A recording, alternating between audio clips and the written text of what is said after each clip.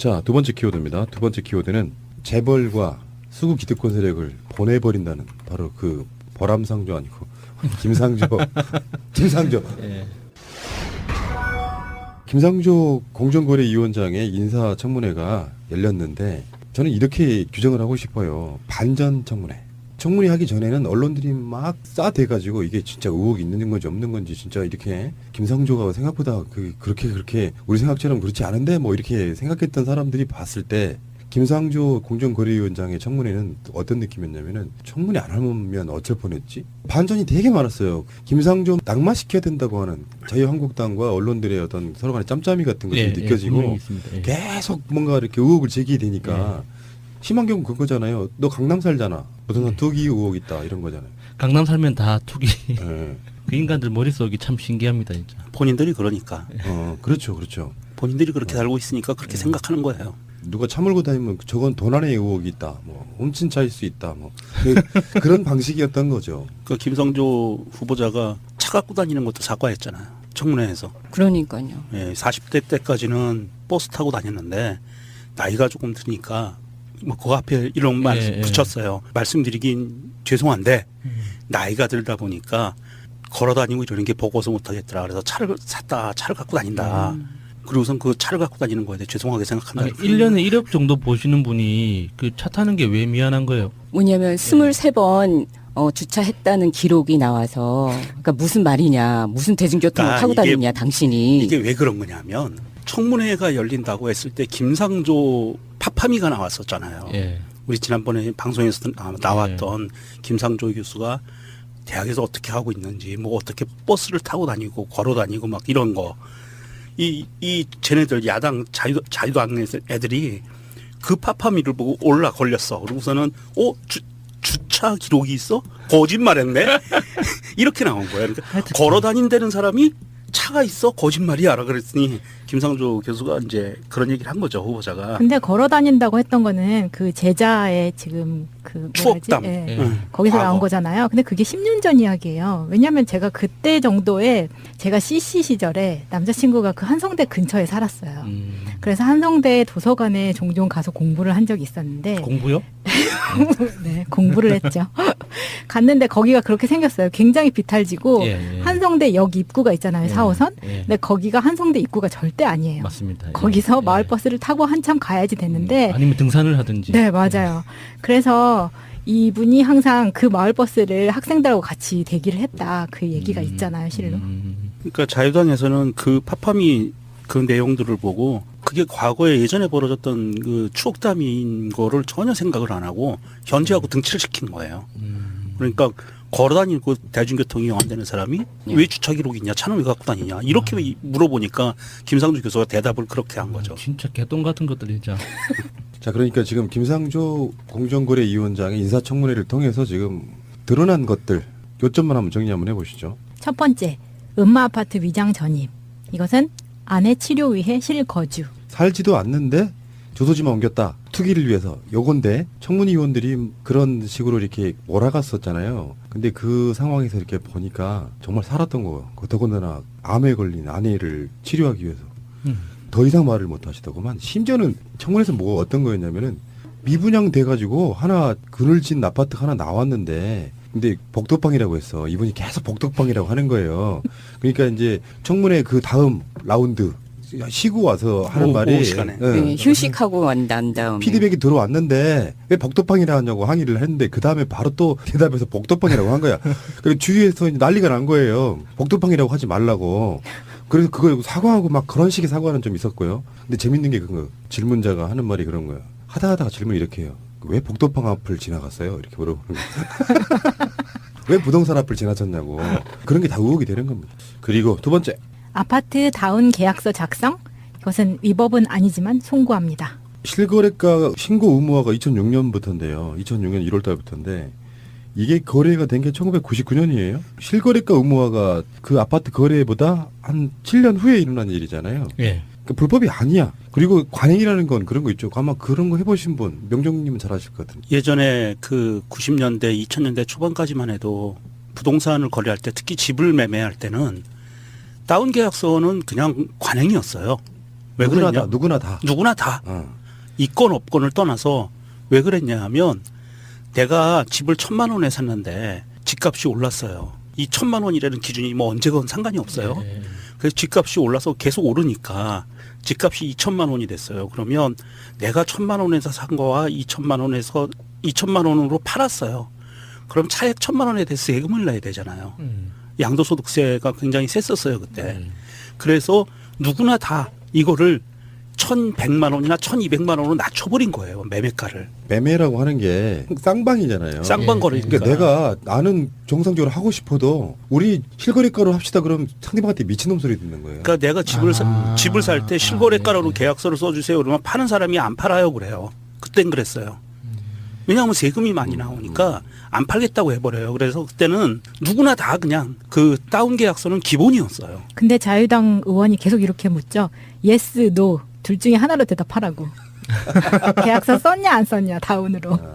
너무 길게 답을 한다고 뭐라고 근데 하셨죠. 그 현장에 와 있던 국회의원들 중에 야당, 여당 포함해가지고 단 한 명도 다운 계약서 안 쓴 사람은 한 명도 없다. 예. 맞아요. 예. 맞아요. 그러면서 그런 질문을 하고 자빠졌어요. 그때 당시 관행이 아니라 거의 그 관습법. 관습과 같아서 예, 정부에서도 2006년 1월부터 실거래가 의무 신고제로 바꾸면서 유예 기간도 줘줬어요. 예. 정부에서. 그래서 뭐냐면 이전에 벌어졌던 것이 앞으로는 규제할 건데 이전에 벌어졌던 게 불법은 아니니까 그렇게 이루어졌던 거니까 일정한 유예 기간을 줄 테니까 그 안에 고쳐라 라는 유예 기간도 줬었어요. 자, 다음에 부인 취업 특혜에서는 뭐라고 했습니까? 경쟁자는 없었고 자격은 갖췄다. 야, 이 자격이 찾아보니까 정말 후덜덜 하더라고요. 스펙이 좋죠. 예, 이화여자대학교 사범대학 81학번이신데 교원 자격증, 중등 정교사 1급 자격증이 있고요. 그 연세대에서 테솔 대학원 과정 수료하셨고 영어 회화 능력 검증 수료하셨고 테플인가? 그건 미국에서 예, 직접 캘리포니아 따온 거죠. 그 대학원에서 이제 외국인들한테 외국인이 외국어를 가르치는 그 전문 과정 수료하셨고 토익 900점에 경력도 엄청나시더라고요. 1986년도부터 뭐 3년, 8년, 1년, 뭐 6개월 이렇게 계속 꾸준히 가르치는 일을 하셨더라고요. 사실 이런 자격을 갖춘 사람을 안 쓰는 게 이상한 거 아니에요? 그렇죠. 예. 자, 넘어가겠습니다. 할 말이 되게 많아요. 외부 강연료 소득세 탄로에 대해서 뭐라고 했죠? 국세청 자료에 근거해서 납세했다. 5년 동안 114건의 외부 강연으로 벌어들인 돈이 8,862만 원인데 매년 세무 전문가의 조언을 받아서 신고를 한답니다. 이거 쉽지 않거든요. 대부분의 사람들이 그거 안 하는데 이분은 그 모든 것들 다 신고한다잖아요. 자유당에서 딴지를 걸은 게 김상조 후보자가 소득 신고를 안 한 해가 있었어요. 안 해서 나중에 경과금까지도 해서 더 냈거든요. 그거를 파고들었어요. 왜 안 했냐. 이게 탈세 아니냐. 그런데 김상조 교수가 또 그냥 한마디로 뭉개버리죠. 외국에 나가 있다가 왔는데 어머님인가 돌아가셨대요. 5월 달에. 그래서 소득세 신고를 못 한 거야. 그 기간을 놓쳐서. 그래서 그 초상을 치느라 신고 기간을 놓쳤기 때문에 나중에 그 경과금까지 같이 해서 냈다.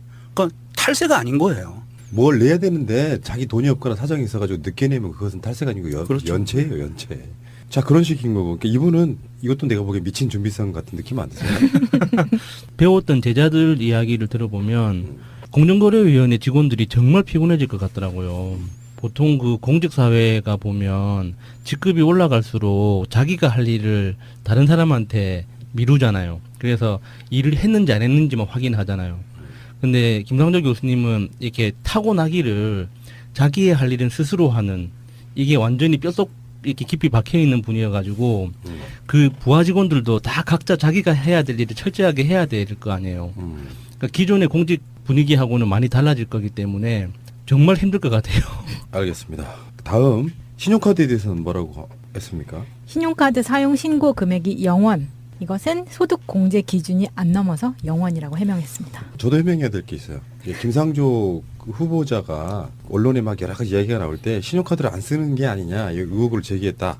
근데 저는 솔직히 말씀드리면 최민희 의원하고 방송할 때는 어떻게 그 청문회를 아침 저녁에 다 봐요. 다른 방송도 못 하고 그러니까 다 볼 수가 없는 상태에서 그때 언론에서 들었던 이야기를 하다 보니까 청문회에서 나왔던 이야기를 제가 다 써머리를 못했더군요. 쓰시긴 쓰시는 거예요. 제가 알고 있었던 건 신용카드를 안 쓰는 건데 신용카드가 저도 유치원 알았어요. 급여 총액의 25%를 넘지 않으면 연말 정산할 때 0으로 잡혀서 의미가 없어서 안 한다. 그러니까 사실상 이분은 신용카드를 많이 쓰시는 분은 아니고 필요할 때는 쓴다 이런 거잖아요. 예, 25%를 그 기준이 그 전산 입력하는 그 화면이 있는데 총 소득의 그 연간 소득의 25%를 넘지 않는 금액을 그거를 0이라고 쓰지 않고 그냥 넘긴 거나 그러면 화면이 더 이상 넘어가질 않는데요. 신고 절차가. 그래서 그거를 반드시 25%를 넘어가면 숫자를 쓰는데 그렇지 않으면 0이라고 써야만 화면이 넘어간답니다. 이게 우리 존경하는 자유당 잔당 의원들께서 그것도 모르는 거예요. 디테일을. 그 한성대 전산 시스템이 네, 전산 시스템이 대학에서 그렇게 돼 있기 때문에 어쩔 수 없이 그렇게 간 거다. 한성대가 잘못했네요. 그렇죠. 예. 예,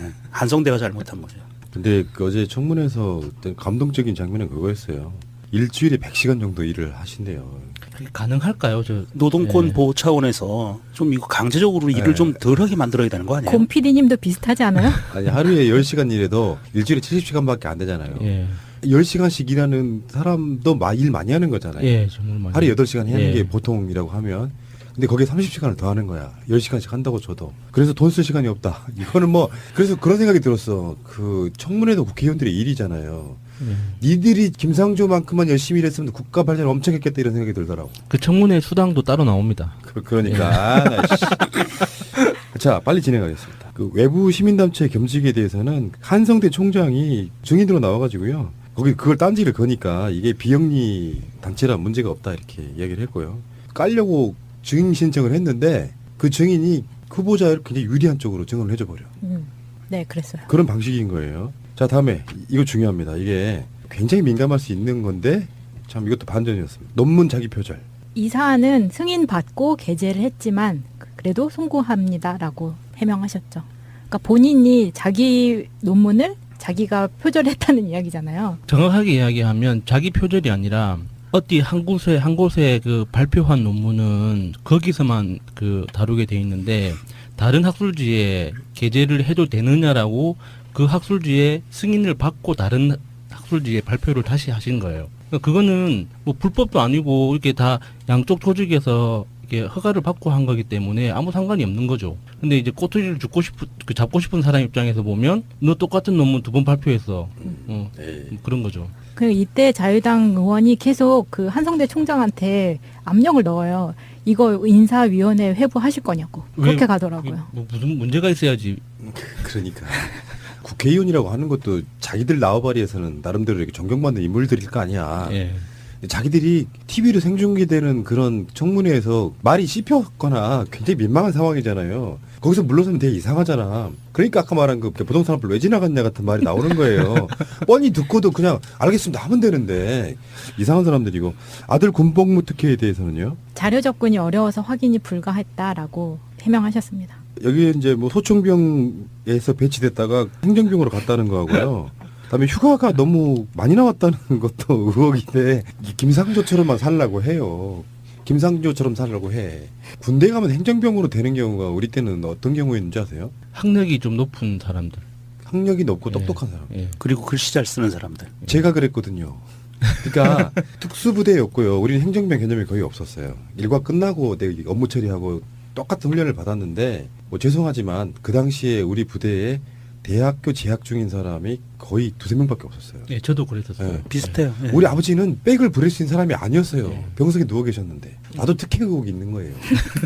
저도 방위 출신인데 훈련소 들어가서 훈련 받잖아요. 3주 훈련 받았는데 그 3주 훈련 받는 동안 준 행정병 역할을 했어요. 훈련병인데 그것도 특혜 의혹을 받은 거예요. 저도 운전병이었는데 전체 운전병만 있는 부대였거든요. 운전병으로만 만들어진 부대였는데 거기 전체 대대에서 대학을 다니다 온 사람이 딱 2명 있었습니다. 그 중에 한 사람이 저였어요. 예전에 그랬어요. 예, 그래서 이것저것 뭐 모든 일을 다 했습니다. 뭐 행정병뿐만 아니라. 여기서 김상조 교수가 우병우처럼 무슨 요직에 있는 사람도 아니고요. 본인이 뭐 재벌격이네 뭐네 평생을 바쳐서 하고 있는 사람이 아들 군대 갔는데 행정병으로 빼주세요 하고 압력을 넣거나 청탁을 넣었다. 그리고 아들놈 휴가 자주 나오는 건요. 부모 입장에서 부담스러워요. 그게.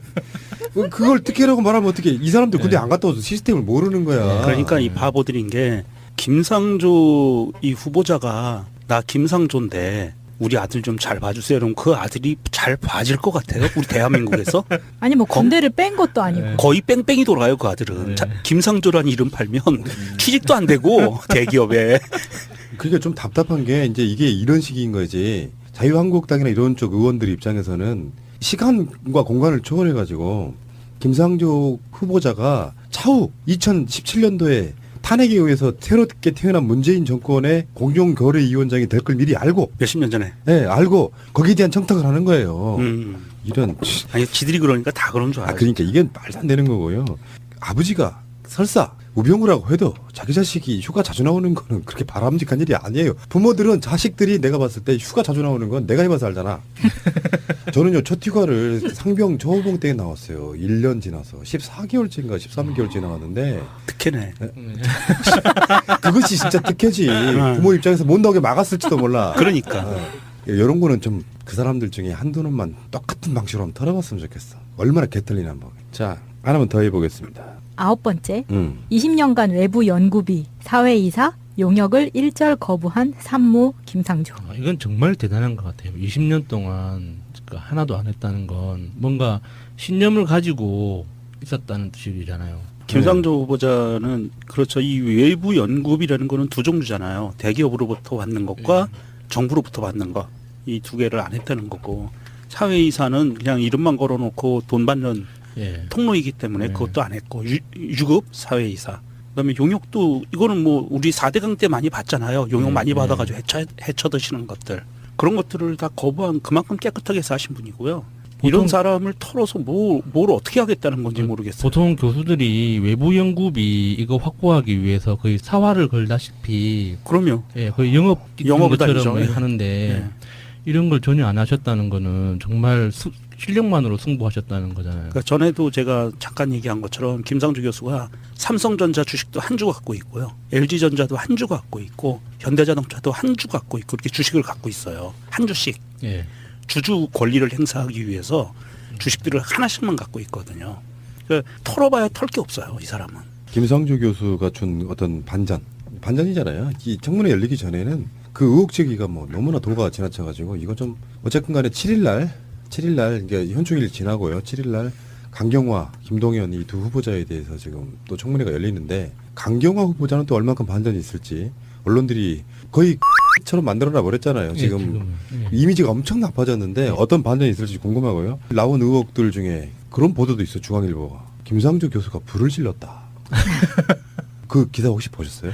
예, 무슨 뭐 한성대에서 화재가 있었다고. 화재가 있었는데 김상조 교수가 담배 공초를 잘못 버려서 불이 난 걸로 의혹이 추정된다. 한성대 총장은 증거 없다 이런 거잖아요. 그게 자유당 의원이 자기가 제보를 받았다면서 이야기를 해 시작했거든요. 그런데 그 제보에는 그 김상조가 담배를 피다가 불이 나서 김상조가 직접 신고를 했고 나중에 그 신고를 취소를 했는데 경비원이 다시 신고를 해서 불이 난 걸로 해서 소방서가 다시 출동을 했다는 거예요. 그런데 왜 김상조의 잘못도 아닌데 김상조가 왜 300만 원을 기탁했느냐. 이게 김상조가 범인이기 때문이 아니냐. 이렇게 나온 거죠. 그게 되게 상식 바뀐데 저도 그 지점에서 왜 300만 원을 냈을까 생각해 봤어요. 김상조 같은 교수들은 그런 상황에서 자기가 고태라고 자발적으로 기부할 가능성이 꽤 높은 상황, 그런 인격을 갖고 있다고 저는 생각해요. 김상조 교수 우리 지난번 방송이었나요? 김상조 교수의 그 파파미 미담 중에 그 사재를 털어서 대학에 기부한 게 많았었잖아요. 비율이 한 절반 정도. 굉장히 많았었잖아요.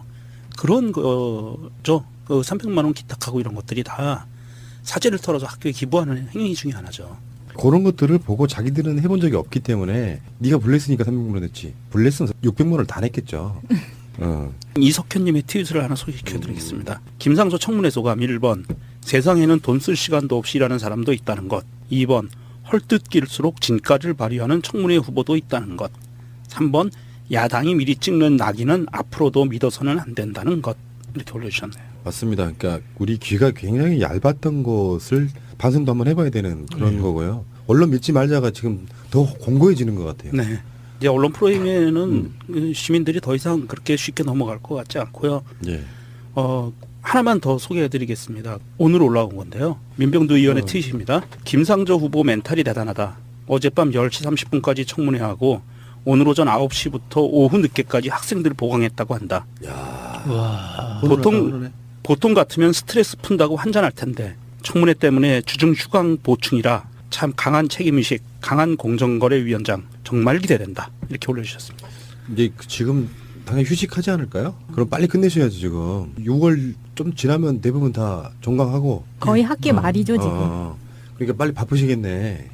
그 예전에 삼성과 재판 때문에 수업이 몇 번 빠진 적이 있는데 그때도 주말에 보강을 잡았대요. 네. 그렇게 학생들한테 이야기한 게 약속은 내가 어긴 거고 그래서 출석은 안 부를 거니까 안 와도 된다. 하지만 나는 교수로서 의무가 있기 때문에 학생들과 약속된 강의는 다 하겠다. 이렇게 해가지고 주말에 보강을 했대요. 그런 분을 알아보는 문재인 대통령도 대단하시고요. 진짜 훈훈하네요. 아니 그러니까 뭐가 좀 있을 수 있다고 칩시다. 근데 진짜 중요한 문제는 이 정도 되는 사람 나와보라고 해. 반이라도. 그러니까 사람에 대해서 꼬투리 잡는 건 가능해요. 누구나 다. 어떤 사람은 꼬투리 못 잡겠어요? 지금 여기 계시는 분들 누군가가 청문회 대상에 그 사람 파면은 뭐 안 나오겠어요? 장관 안 할래요. 네, 나도 안 할 거야. 하고 싶지 않지. 전 못해요. 근데 마찬가지로 질문하는 사람들도 자기가 할 수 없는 거 저 사람이 했어. 근데 그 사람한테 끝까지 파고 들어가가지고 왜 부동산 앞을 지나간다고 물어보는 게 정상이에요. 아유. 자, 김상조 교수님 존경합니다. 김상조 교수님 같은 경우는 문재인 대통령이 뭐 야당이 어떻게 나오든 간에 임명할 것 같지 않습니까? 예. 제가 꼭 하나 알려드리고 싶었던 게 김상조 교수님 관련 조사를 하다 보니까 2010년 이코노미 인사이트라는 경제 전문지에서 경제 전문가 70인을 대상으로 이제 면접 조사를 했는데 우리나라에서 한국 경제에 가장 영향력을 미치는 사람이 누구냐 경제계에서 1위가 이건희였거든요. 김상조 교수님이 3위였습니다. 와, 일개 교수가. 예. 오. 그만큼 그 재벌들 그 정책이나 전략에 대해서 굉장히 날카롭게 비판을 많이 했다고 합니다. 그리고 스폰서라는 단어가 나왔었잖아요. 맞아요. 그게 예일대에서 그 펠로십을 하는 건데요. 전 그 세계 사람들이 가려고 하는 거예요. 그리고 1년에 16명이 선출이 되는 거예요. 그게 2002년도에 시작한 프로그램인데 정말 영향력이 있는 사람만 뽑혀가지고 갈 수 있는 그 펠로십이에요. 그래서 그냥 아무나 갈 수 있는 게 아니고 그냥 거기에서는 그냥 연수라고 그냥 아무렇지도 않게 그러니까 그것도 말씀을 그 하셨는데 자유한국당에서 꼬투리 잡았잖아요. 맞습니다. 그게 그 박문 교수 무슨 뭐 초빙 교수 이 용어 가지고 네. 뭐 허위 기재라고 막 그런 또 개똥 같은 소리를 했는데 네. 이게 대단한 거긴 하더라고요. 맞습니다. 이게 비지팅 스칼라? 네. 예, 그게. 그런 얘기를 한 거죠, 후보자가. 근데 걸어 다닌다고 했던 거는 그 제자의 지금 그 뭐라지? 추억담. 예. 예. 거기서 과거. 나온 거잖아요. 근데 그게 10년 전 이야기예요. 왜냐하면 제가 그때 정도에 제가 CC 시절에 남자친구가 그 한성대 근처에 살았어요. 그래서 한성대 도서관에 종종 가서 공부를 한 적이 있었는데 공부요? 네, 공부를 했죠. 갔는데 거기가 그렇게 생겼어요. 굉장히 비탈지고 예, 예. 한성대 역 입구가 있잖아요. 예, 4호선. 예. 근데 거기가 한성대 입구가 절대 아니에요. 맞습니다. 예. 거기서 예. 마을버스를 타고 한참 가야지 됐는데 아니면 등산을 하든지. 네, 맞아요. 그래서 이분이 항상 그 마을버스를 학생들하고 같이 대기를 했다. 그 얘기가 있잖아요, 실로. 그러니까 자유당에서는 그 파파미 그 내용들을 보고 그게 과거에 예전에 벌어졌던 그 추억담인 거를 전혀 생각을 안 하고 현재하고 등치를 시킨 거예요. 그러니까 걸어다니고 대중교통 이용 안 되는 사람이 왜 주차 기록이 있냐, 차는 왜 갖고 다니냐 이렇게 물어보니까 김상조 교수가 대답을 그렇게 한 거죠. 진짜 개똥 같은 것들 진짜. 자, 그러니까 지금 김상조 공정거래위원장의 인사청문회를 통해서 지금 드러난 것들 요점만 한번 정리 한번 해보시죠. 첫 번째, 음마아파트 위장 전입. 이것은 아내 치료 위해 실거주. 살지도 않는데 주소지만 옮겼다. 투기를 위해서. 요건데 청문위원들이 그런 식으로 이렇게 몰아갔었잖아요. 근데 그 상황에서 이렇게 보니까 정말 살았던 거예요. 더군다나 암에 걸린 아내를 치료하기 위해서. 더 이상 말을 못 하시더구만. 심지어는 청문회에서 어떤 거였냐면은 미분양 돼가지고 하나 그늘진 아파트 하나 나왔는데 근데 복덕방이라고 했어. 이분이 계속 복덕방이라고 하는 거예요. 그러니까 이제 청문회 그 다음 라운드 쉬고 와서 하는 말이 오후 시간에. 네, 휴식하고 난 다음에 피드백이 들어왔는데 왜 복덕방이라고 하냐고 항의를 했는데 그 다음에 바로 또 대답해서 복덕방이라고 한 거야. 그 주위에서 이제 난리가 난 거예요. 복덕방이라고 하지 말라고. 그래서 그걸 사과하고 막 그런 식의 사과는 좀 있었고요. 근데 재밌는 게 그거 질문자가 하는 말이 그런 거야. 하다가 질문을 이렇게 해요. 왜 복덕방 앞을 지나갔어요? 이렇게 물어보는 거야. 왜 부동산 앞을 지나쳤냐고. 그런 게 다 의혹이 되는 겁니다. 그리고 두 번째. 아파트 다운 계약서 작성? 이것은 위법은 아니죠. 할 일을 다른 사람한테 미루잖아요. 그래서 일을 했는지 안 했는지만 확인하잖아요. 근데 김상조 교수님은 이렇게 타고나기를 자기의 할 일은 스스로 하는, 이게 완전히 뼛속 이렇게 깊이 박혀 있는 분이어가지고 그 부하 직원들도 다 각자 자기가 해야 될 일을 철저하게 해야 될 거 아니에요. 그러니까 기존의 공직 분위기하고는 많이 달라질 거기 때문에 정말 힘들 것 같아요. 알겠습니다. 다음 신용카드에 대해서는 뭐라고 했습니까? 신용카드 사용 신고 금액이 0원. 이것은 소득 공제 기준이 안 넘어서 0원이라고 해명했습니다. 저도 해명해야 될 게 있어요. 김상조 후보자가 언론에 막 여러 가지 이야기가 나올 때 신용카드를 안 쓰는 게 아니냐 이 의혹을 제기했다. 근데 저는 솔직히 말씀드리면 최민희 의원하고 방송할 때는 어떻게 그 청문회를 아침 저녁에 다 봐요. 다른 방송도 못 하고 그러니까 다 볼 수가 없는 상태에서 그때 언론에서 들었던 이야기를 하다 보니까 청문회에서 나왔던 이야기를 제가 다 써머리를 못했더군요. 쓰시긴 쓰시는 거예요. 제가 알고 있었던 건 신용카드를 안 쓰는 건데 신용카드가 저도 유추 알았어요. 급여 총액의 25%를 넘지 않으면 연말 정산할 때 0으로 잡혀서 의미가 없어서 안 한다. 그러니까 사실상 이분은 신용카드를 많이 쓰시는 분은 아니고 필요할 때는 쓴다 이런 거잖아요. 예, 25%를 그 기준이 그 전산 입력하는 그 화면이 있는데 총 소득의 그 연간 소득의 25%를 넘지 않는 금액을 그거를 0이라고 쓰지 않고 그냥 넘긴 거나 그러면 화면이 더 이상 넘어가질 않는데요. 신고 절차가. 그래서 그거를 반드시 25%를 넘어가면 숫자를 쓰는데 그렇지 않으면 0이라고 써야만 화면이 넘어간답니다. 이게 우리 존경하는 자유당 잔당 의원들께서 그것도 모르는 거예요. 디테일을. 그 한성대의 전산 시스템이. 네, 전산 시스템이 대학에서 그렇게 돼 있기 때문에 예. 어쩔 수 없이 그렇게 간 거다. 한성대가 잘못했네요. 그렇죠. 예. 예. 한성대가 잘못한 거죠. 근데 그 어제 청문회에서 어떤 감동적인 장면은 그거였어요. 일주일에 100시간 정도 일을 하신대요. 그게 가능할까요? 노동권 예. 보호 차원에서 좀 이거 강제적으로 일을 좀 덜하게 만들어야 되는 거 아니에요? 곰 PD님도 비슷하지 않아요? 아니 하루에 10시간 일해도 일주일에 70시간밖에 안 되잖아요. 예. 10시간씩 일하는 사람도 일 많이 하는 거야. 자, 다음에 부인 취업 특혜에서는 뭐라고 했습니까? 경쟁자는 없었고 자격은 갖췄다.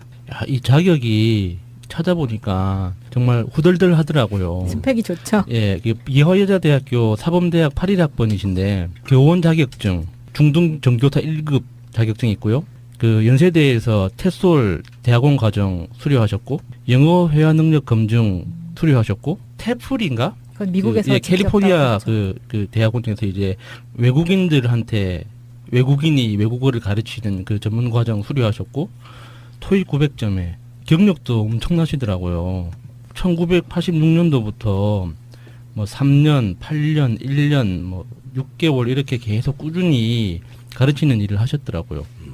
사실 이런 자격을 갖춘 사람을 안 쓰는 게 이상한 거 아니에요? 그렇죠. 예. 자, 넘어가겠습니다. 할 말이 되게 많아요. 외부 강연료 소득세 탄로에 대해서 뭐라고 했죠? 국세청 자료에 근거해서 납세했다.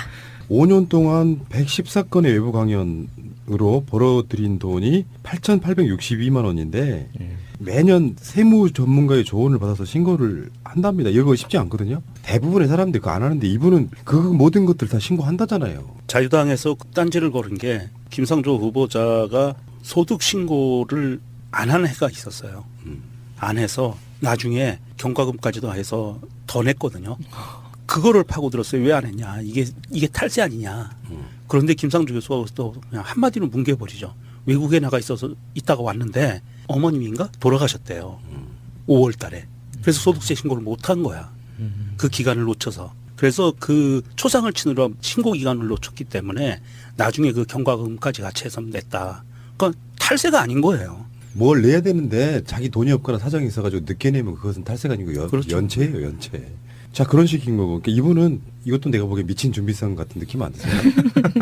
배웠던 제자들 이야기를 들어보면 공정거래위원회 직원들이 정말 피곤해질 것 같더라고요.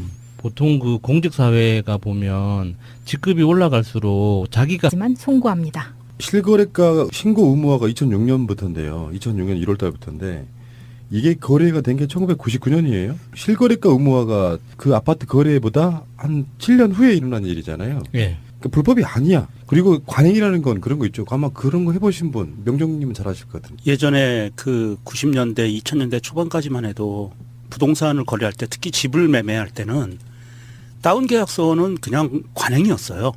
왜 누구나 그랬냐? 다, 누구나 다. 누구나 다. 어. 있건 없건을 떠나서 왜 그랬냐 하면 내가 집을 1,000만 원에 샀는데 집값이 올랐어요. 이 1,000만 원이라는 기준이 뭐 언제건 상관이 없어요. 예. 그래서 집값이 올라서 계속 오르니까 집값이 2,000만 원이 됐어요. 그러면 내가 1,000만 원에서 산 거와 2,000만 원에서 2,000만 원으로 팔았어요. 그럼 차액 1,000만 원에 대해서 세금을 내야 되잖아요. 양도소득세가 굉장히 셌었어요 그때. 그래서 누구나 다 이거를 1,100만 원이나 1,200만 원으로 낮춰버린 거예요 매매가를. 매매라고 하는 게 쌍방이잖아요. 쌍방 거래니까. 그러니까 내가 나는 정상적으로 하고 싶어도 우리 실거래가로 합시다 그럼 상대방한테 미친놈 소리 듣는 거예요. 그러니까 내가 집을 살 때 실거래가로 계약서를 써주세요 그러면 파는 사람이 안 팔아요 그래요. 그땐 그랬어요. 왜냐하면 세금이 많이 나오니까 안 팔겠다고 해버려요. 그래서 그때는 누구나 다 그냥 그 다운 계약서는 기본이었어요. 근데 자유당 의원이 계속 이렇게 묻죠. yes, no 둘 중에 하나로 대답하라고. 계약서 썼냐 안 썼냐 다운으로. 너무 길게 답을 한다고 뭐라고 근데 하셨죠. 그 현장에 와 있던 국회의원들 중에 야당, 여당 포함해가지고 단 한 명도 다운 계약서 안 쓴 사람은 한 명도 없다. 예. 맞아요. 예. 맞아요. 그러면서 그런 질문을 하고 자빠졌어요. 그때 당시 관행이 아니라 거의 그 관습법. 관습과 예, 같아서 그런 정부에서도 2006년 1월부터 실거래가 의무 신고제로 바꾸면서 유예 기간도 줘줬어요. 예. 정부에서. 그래서 뭐냐면 이전에 벌어졌던 것이 앞으로는 규제할 건데 이전에 벌어졌던 게 불법은 아니니까 그렇게 이루어졌던 거니까 일정한 유예 기간을 줄 테니까 그 안에 고쳐라 라는 유예 기간도 줬었어요. 자, 두 번째 키워드입니다. 두 번째 키워드는 재벌과 수구 기득권 세력을 보내버린다는 바로 그 벌암상조 아니고 김상조. 예. 김상조 공정거래위원장의 인사청문회가 열렸는데 저는 이렇게 규정을 하고 싶어요. 반전 청문회.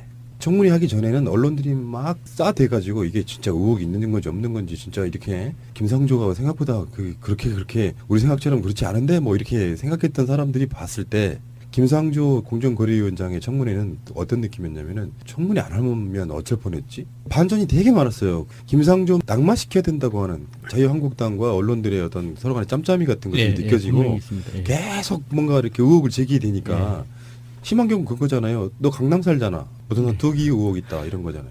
강남 살면 다 투기. 예. 그 인간들 머릿속이 참 신기합니다, 진짜. 본인들이 그러니까. 그렇죠. 본인들이 그렇게 살고 있으니까 그렇게 생각하는 거예요. 누가 차 몰고 다니면 저건 돈 안에 의혹이 있다. 뭐 훔친 차일 수 있다. 뭐 그런 방식이었던 거죠. 그 김성조 후보자가 차 갖고 다니는 것도 사과했잖아요. 청문회에서. 그러니까요. 예, 40대 때까지는 버스 타고 다녔는데 나이가 조금 드니까 뭐 그 앞에 이런 말 예, 예. 붙였어요. 말씀드리긴 죄송한데 나이가 들다 보니까 걸어 다니고 이러는 게 버거워서 못하겠더라. 그래서 차를 갖고 다닌다. 그리고선 그 차를 갖고 다니는 거에 대해 죄송하게 생각한다. 아니, 1년에 1억 정도 보시는 분이 그 차 타는 게 왜 미안한 거예요? 뭐냐면 23번 주차했다는 기록이 나와서 그러니까 무슨 말이냐. 무슨 대중교통을 그러니까 타고 이게- 다니냐 당신이. 이게 왜 그런 거냐면 청문회가 열린다고 했을 때 김상조 파파미가 나왔었잖아요. 예. 우리 지난번에 방송에서 나왔던 김상조 교수가 대학에서 어떻게 하고 있는지 뭐 어떻게 버스를 타고 다니고 걸어 다니고 막 이런 거. 이 쟤네들 야당 자유당 애들이 그 파파미를 보고 걸렸어. 그러고서는 주차 기록이 있어? 거짓말했네. 이렇게 나온 거야. 그러니까 걸어 다닌다는 사람이 차가 있어? 거짓말이야라 그랬더니 김상조 교수가 이제